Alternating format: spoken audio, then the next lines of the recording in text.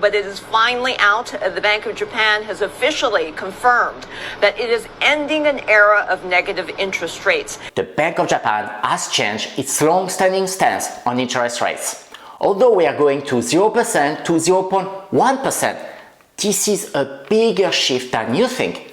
For Japan, we are leaving negative interest rates behind. And this is the country of the 0.02% banking deposit and the under 3.5% mortgages. And now that we have inflation at about 3% after years and years of deflation, and that the negotiation between the biggest union and the biggest companies called Shunto is about to give us a massive 5% year-over-year wage increase. This means that a lot of the economic indicators are aiming in the right direction for Japan. This is fantastic. However, this situation will depend on where you stand. For example, we look at an average Japanese family with a mortgage at the real estate market, at the stock market. So, if you're interested in Japan, if you're an investor in the real estate or the stock market, or you're just curious, this video is for you. My name is Johan from Economia. Welcome back to the channel. There's a lot to unpack and we'll try to do it in under 10 minutes. Let's get started. About 61% of Japanese households own their own home. In the past 10-11 years, the price of real estate has been gradually going up and up after a long time of stability or decline. To give you an idea, an average apartment in Tokyo for about 70 square meters to 80 square meters cost about $466,000, and a single family home is about $460,000 to $666,000 depending on the location. And the prices have been going on for several reasons. There's obviously the international investors that have benefited from very low interest rate, as well as looking at very good returns compared to the home market. But more importantly, it's been the very, very cheap mortgages thanks to the very cheap interest rate, as well as insurance from the government for first-time buyer that permitted many to consider buying homes for the first time. Now, how cheap are those mortgages, you might ask?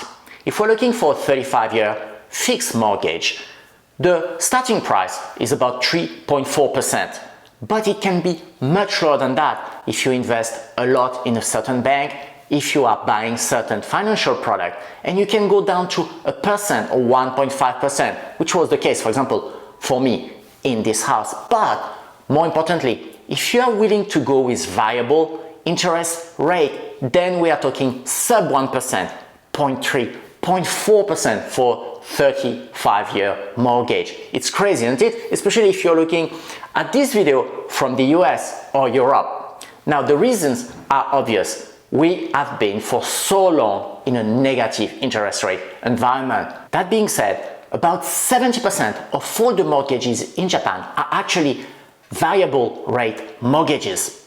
And there's a rule in Japan called the 5-125. Basically what it says is every 5 years the bank can increase your monthly repayment up to 125%. So if you look at this example, you have the first year when you're doing it and you have a very low interest rate. But after, from year 6, if there's been an increase of 125%, then your interest rate goes all of a sudden a lot higher.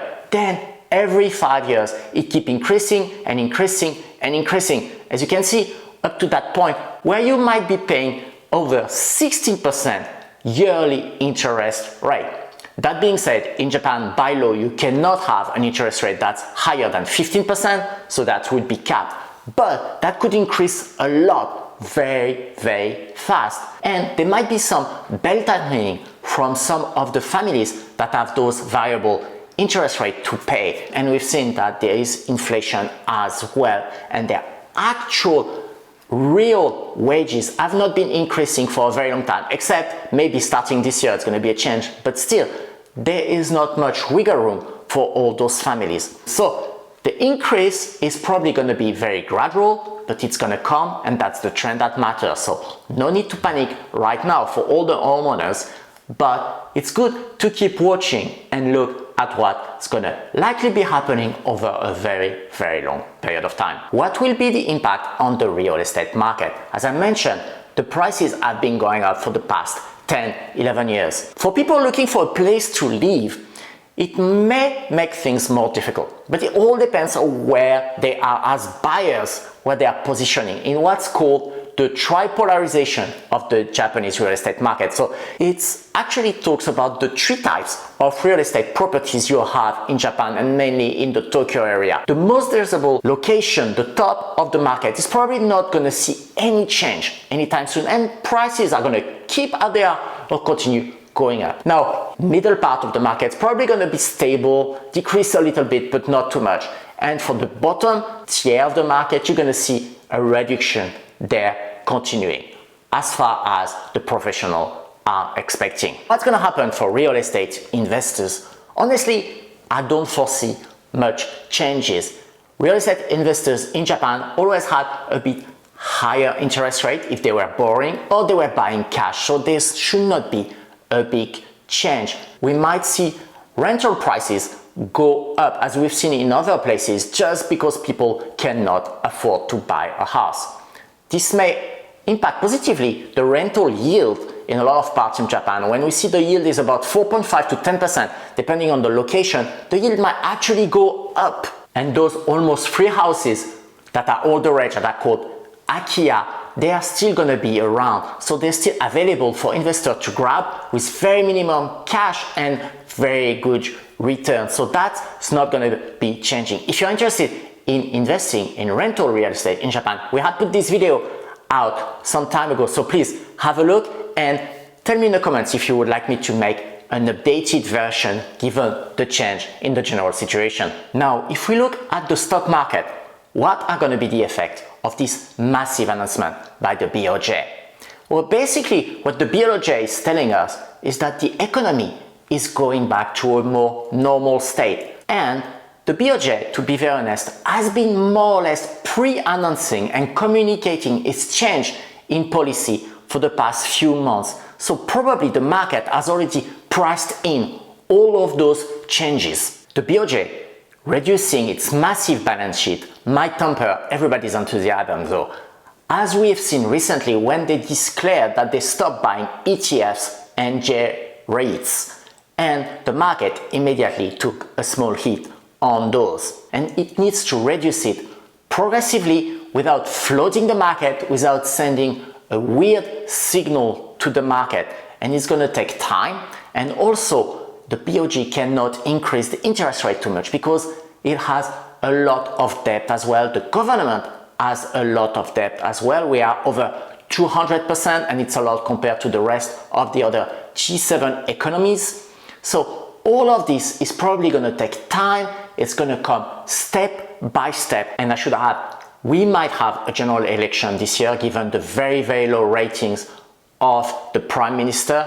So nobody wants to rock the boat too much, and also we don't want any effect on the Japanese yen after the terrible year and a half we just had.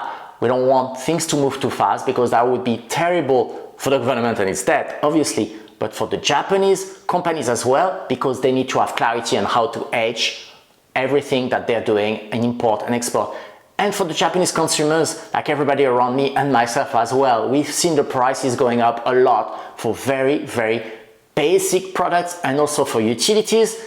And really, the economy has suffered. Everybody has suffered a lot. So people are going to probably continue what they've been doing since the beginning of the year, putting money into the stock market, because since the beginning of the year, if you're not aware, the NISS has been reborn, and the NISS is the Nippon Investment Saving Accounts, the local equivalent of the UK ISA, or a distant cousin to the IRA, Roth IRA for you if you're watching from the US. And it's been tremendously successful with literally billions and billions pouring into the market. And although a lot of the money has gone to international markets, a lot has been staying on the Japanese market. A lot have been going into mutual funds, into ETFs, and this is going to continue propping up and supporting the Japanese stock market for as far as we can tell. But for the time being, there's going to be a wait and see approach until the BOJ decides or makes clear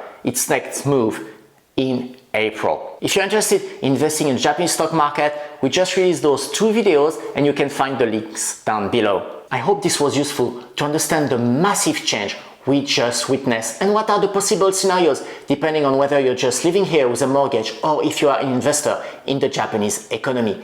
If you like this video or learned something, please give it a like and do not hesitate to subscribe for more content to come. If you have anything to share, please leave a comment down below. And if you're interested in wealth building and investing, we've prepared these videos for you to check. Thank you again for watching, and until next time, goodbye.